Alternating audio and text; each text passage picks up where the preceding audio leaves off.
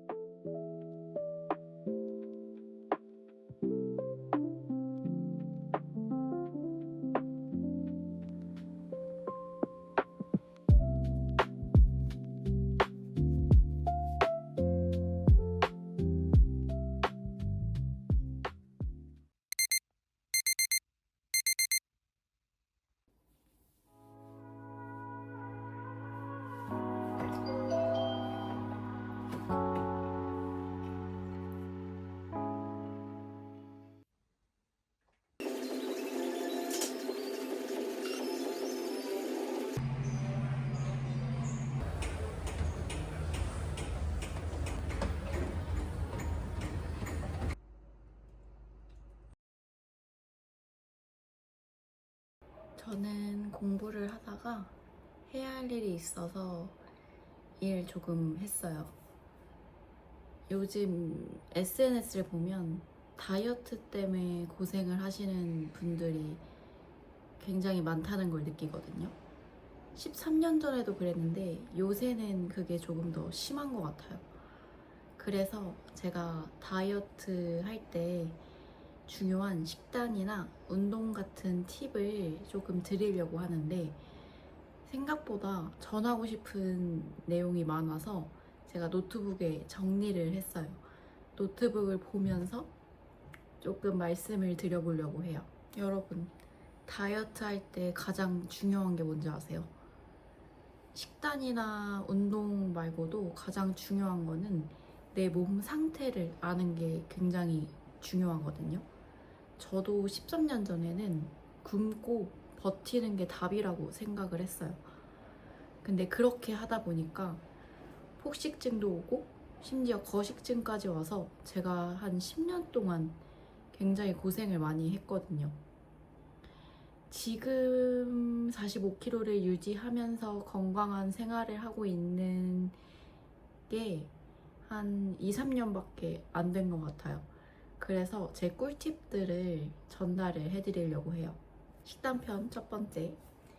상황에 따라 다이어트 방법은 달라져야 돼요. 만약에 내가 오랜 다이어트로 생리불순이 있거나 추위를 심하게 타거나 자주 붓거나 하루 종일 피곤하고 조금 먹는데 살이 찌네? 라고 느낀다면 단순히 의지 문제가 아니라 대사가 떨어져 있는 상태일 가능성이 커요. 이럴 때는 무조건 식사량을 줄이는 것보다는 일단 병원에 가셔서 피 검사를 받아보시는 것을 추천을 드려요. 그러면 이제 갑상선이나 호르몬에 문제가 있는 경우가 굉장히 많거든요. 갑상선 기능이나 호르몬 문제가 있으면 일단 대사를 회복하는 게 먼저입니다. 두 번째는 대사가 무너졌으면 공복 시간을 너무 길게 가져가지 마세요. 요즘 살을 빼려면 간헐적 단식을 해야 된다 이런 이야기가 굉장히 많은데 간헐적 단식도 상황에 따라서 도움이 될 수 있지만 대사가 무너진 상태에서는 오히려 독이 될 수도 있어요. 대사가 무너진 상태에서 간헐적 단식이나 극단적으로 탄수를 제한하면 몸은 더 버티려고 하고 스트레스를 더 많이 받거든요. 그래서 오히려 식욕이 폭발하고 폭식이 오고 요요가 반복되는 이유 중에 하나이기도 해요. 이럴 때는 필요한 영양을 충분히 채워주는 게 중요하거든요. 예를 들어서 내 유지 칼로리, TDE가 2000칼로리다 라고 하면 최소 1800에서 1900은 드셔주셔야 돼요. 우리는 자꾸 적게 먹으려고 하는데 몸은 안전하다고 느껴야지 대사가 돌아오거든요. 너무 적게 먹지 마세요. 그리고 세 번째, 탄수화물을 무서워하지 마세요. 활동량이 보통이라면 탄수화물은 체중 곱하기 3 정도, 단백질은 체중 곱하기 2 정도, 운동량이 많고 활동량이 많으면 탄수는 4에서 5g까지 괜찮다고 보거든요. 그리고 나머지는 좋은 지방으로 채워주는 것 잊지 마시고요. 특히 여성은 탄수화물이 너무 부족하면 호르몬 균형이 쉽게 깨지게 돼요. 저는 탄수화물을 잘 먹었을 때 살이 더 잘 빠지고 컨디션이 좋고 식욕이 잡히는 게 느껴져서 폭식을 하거나 이제 식욕 조절이 안 되는 그런 경우가 많이 적어졌어요. 꼭 탄수화물을 잘 챙겨 드세요. 두 번째는 식욕 충족이에요. 다이어트를 하다 보면 먹고 싶은 음식을 참는 경우가 많죠. 그러다 보면 터지는 경우가 굉장히 많고요. 그렇다 보니까 우리는 식욕 충족이 굉장히 중요해요. 떡볶이 먹고 싶으면 먹고, 디저트 먹고 싶으면 먹고, 마라탕 먹고 싶으면 드세요. 대신 죄책감 없이 적당히 먹는 연습을 하셔야 돼요. 그 순간 식욕이 충족이 되어야 오히려 다음 폭식을 막을 수 있어요. 꼭 먹고 싶으면 먹되 적당히 먹는 연습을 하기. 이게 처음에는 굉장히 어렵고 무섭거든요. 근데 대사를 돌리기 위해서는 연습을 꼭 하셔야 해요. 첫 번째는 저울에 너무 의존하지 말기. 제가 말하는 저울은 체중계가 아니라 음식 무게를 재는 저울이거든요. 많은 다이어트 하시는 분들이 저울로 숫자를 재서 드시는 경우가 굉장히 많아요. 저 역시도 10년 넘게 그랬었고요. 하지만 너무 칼같이 계산하면 강박이 너무 생겨요.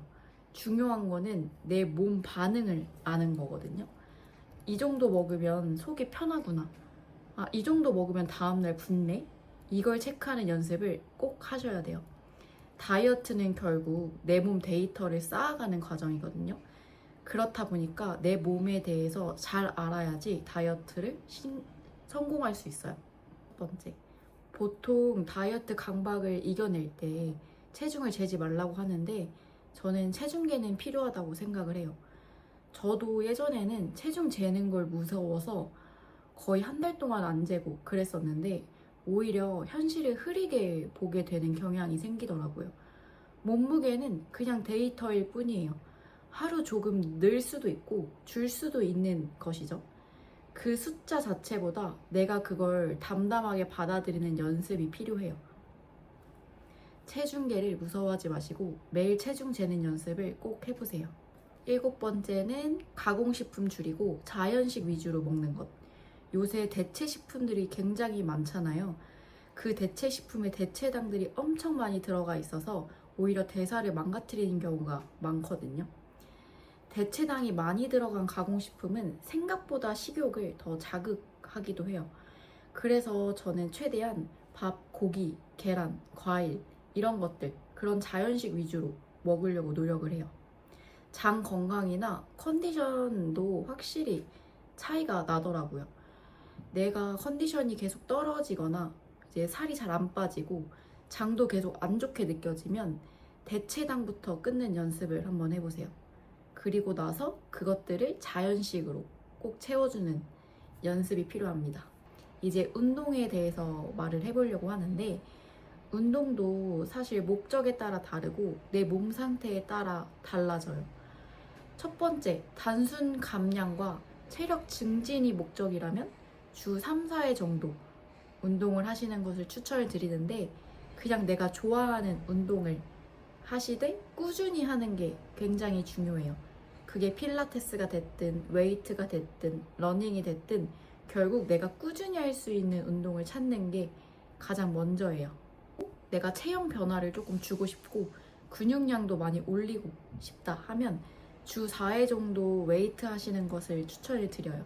그리고 주 3, 4회 정도 유산소를 하시는 것을 추천을 드립니다. 특히 여성분들은 근육이 붙으면 라인이 달라지죠. 그래서 웨이트를 저는 꼭 추천을 하는 편이에요. 대사가 무너진 상태에서 그리고 무월경이신 분들은 운동을 줄여야 된다 라고 말씀을 많이 들었을 거예요. 근데 제 경험상 운동은 꼭 필요한 것 같아요. 대사가 무너진 상태라면 오히려 운동이 필요해요. 많이 굶은 몸일수록 근육량이 떨어져 있는 상태일 가능성이 크죠. 그래서 적당한 근력 운동이 대사 회복에 도움이 돼요. 저는 회복했을 때 당시에는 주 4회 정도 근력 운동을 했었는데 시간을 좀 줄여서 40분으로 가볍게, 그리고 유산소를 40분 정도로 조금 길게 탔어요. 그 대신 저강도로. 그렇게 회복기에 가져갔더니 오히려 몸 컨디션이 좋아졌어요.